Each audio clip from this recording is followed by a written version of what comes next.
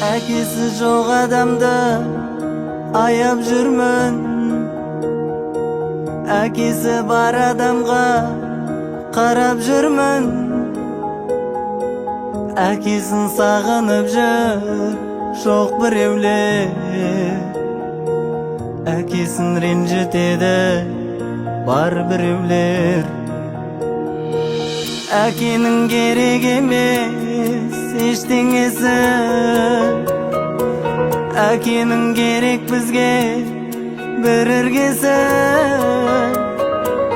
Қарайып биік шыңда отырсыншы,